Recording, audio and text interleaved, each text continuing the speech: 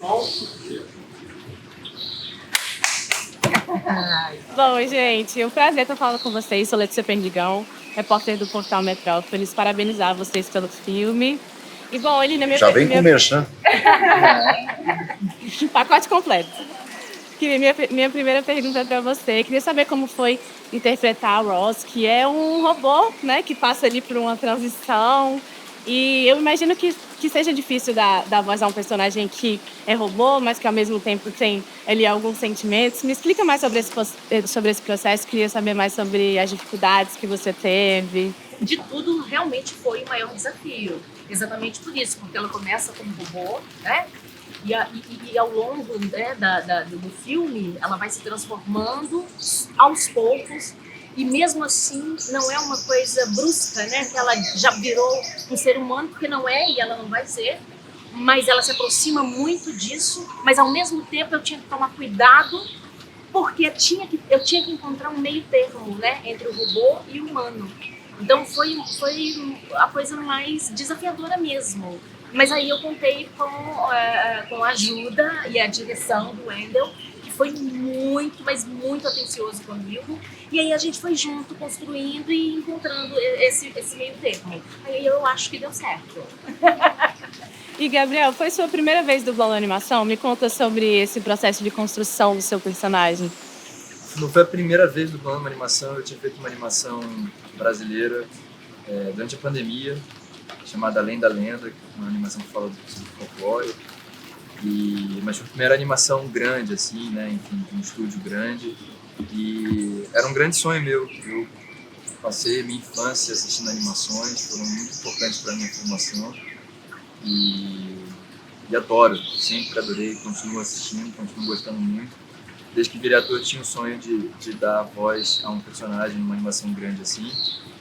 Então, fiz um teste, né, por conta do encontro das vozes, e fiquei muito feliz de ter pego esse personagem.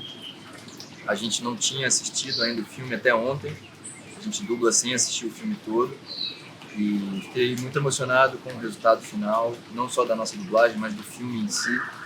Então, muita felicidade, muito orgulho de fazer parte desse processo. Um personagem desafiador para mim, porque ele é mais novo, bem mais novo que eu, então teve um desafio de voz legal ali para chegar e enfim, passar essa adolescência, essa juventude do personagem. E foi isso, um processo divertido tanto de fazer e muito emocionante, muito prazeroso de assistir ontem também. E Vicente, você fez o Bico Vivo pequenininho, né? E aí eu queria saber o que ele tem a ver com você. Eu sei que ele é um personagem muito corajoso. Alegre, carinhoso, pequeno, curioso, fofo. Rodrigo, deixa eu te falar. O Astuto também é um personagem levado, né? Mas tem essas questões sentimentais, essa carência. Me conta sobre essa construção, assim, como é que foi pra você dublar esse filme? E esse personagem, principalmente. Ele é o primeiro personagem que interage de forma intensa com a protagonista. Quando, na perseguição com o ovo, toda aquela história, e você fala, ok, esse é um personagem que está passando por ele, que vai ficar na história. Quando você olha essa sequência, você já enxerga nesse personagem que ele é solitário, que ele está no corre dele, que ele é um sobrevivente. E é tudo isso, toda essa experiência do ponto de vista dele, que ele vai passar para essa robô conseguir concluir a jornada dela. Ao longo da história, ele vai... a armadura que a vida criou vai dando brechas para que ele se exponha um pouco mais e mostre as necessidades dele, que é um pouquinho de companheirismo, que é um pouquinho de carinho, que é alguém que o ame, para ele amar alguém. Então, essa é a jornada do personagem, essa é a função, é a parte que lhe cabe nesse latifúndio, né? De chegar e emprestar toda a experiência dele para que a protagonista conclua sua jornada. Isso. E, gente, você falou agora sobre essa coisa do carinho e tal, e eu acho que esse filme é um filme muito afetuoso. trabalha um pouco ali da questão da maternidade. Eu queria saber qual a expectativa. Eu sei que é uma animação e a gente geralmente remete isso a um público jovem, né? Mas é uma animação para a família inteira. Eu queria saber o que vocês esperam que o público sinta com esse filme, principalmente com a dublagem de vocês, que colocaram a carinha assim, em cada um dos personagens. Eu acho que a gente tem falado muito aqui que é uma animação visualmente muito bonita, muito impactante. Se passa na selva, né? Então, enfim, você tem a escolha dos animais é muito interessante. Não só os protagonistas, mas os animais são muito exóticos e selvagens. Então, acho que isso por si só, assim, e você ter o mote principal da relação de uma robô que virou a mãe de um ganso e que, com a ajuda de uma raposa, enfim, precisava voar. Isso é o mote principal e isso por si só já é muito interessante, muito bacana de assistir. Mas a gente tem falado muito aqui como o filme, de forma muito inteligente e sutil, entrega até o espectador uma série de outras camadas com mensagens, com reflexões, com uma dose alta de emoção. Quando você menos espera, você está absolutamente emocionado e entregue. Acho que o filme pelo menos para mim, assim, ele deu uma sensação muito de colocar o espectador dentro daquela ilha, fazendo parte daquilo. Acho que proporciona uma imersão dentro daquele universo.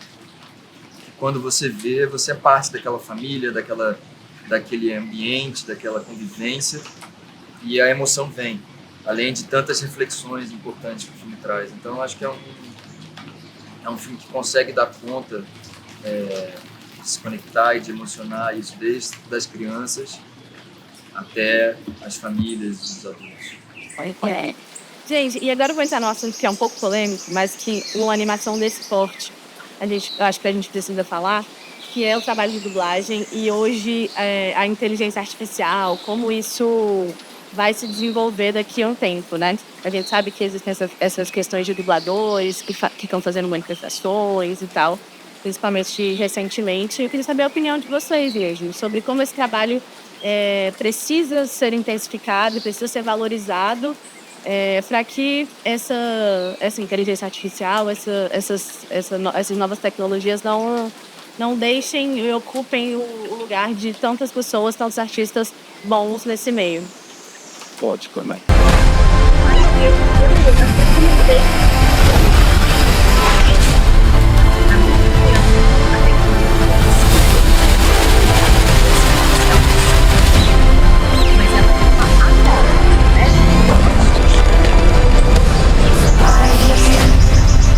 Regulamentação.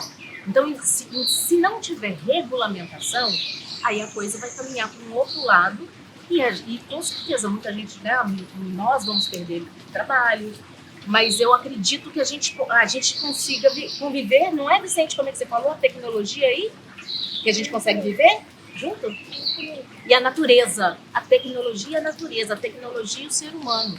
Eu acredito que ela está aí, sim, para auxiliar, para melhorar coisas, para trazer para a gente novidades, mas sem regulamentação não funciona. Aí pode ser perigoso. Ainda não é tão bom. Não será logo, logo. O dia que for será inevitável. Então, e não é a tecnologia que está tomando o lugar do ser humano. É o ser humano que está aprimorando essa tecnologia que tomará o lugar de outro ser humano. Então, assim, até onde isso vai parar? Isso, no final, é tudo sobre dinheiro.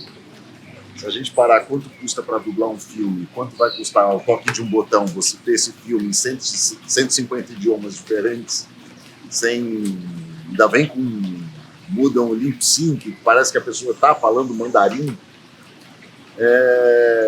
a gente tem que se preparar para esse momento, porque se existem seres humanos capazes de desenvolver uma tecnologia para fazer isso, e eles estão fazendo, assim, não tem outra coisa que a gente possa esperar a não ser que um dia isso chegue. E o dia que chegar, quem produz vai querer. Assim, a minha voz é minha, A única coisa que eu digo. Né? Se não, e acredito que quando isso acontecer, vai ser uma questão de tempo também para as pessoas que assistem pedirem a nossa volta. Porque só a gente é a gente, só você é você. Era isso que eu ia falar. Eu acho que mesmo que a gente chegue num ponto, como você falou, né, que não seja amanhã ou daqui a alguns anos, mas, enfim, quando chegar num ponto que seja muito crível e muito de verdade, ainda assim, por mais que haja um cruzamento de informações para tornar aquilo uma voz natural, mas vai ser uma voz natural de um ninguém, de um nada. E então nunca vai ter a personalidade de um indivíduo, que é como você falou, que é você saber que aquela voz está vindo daquele artista.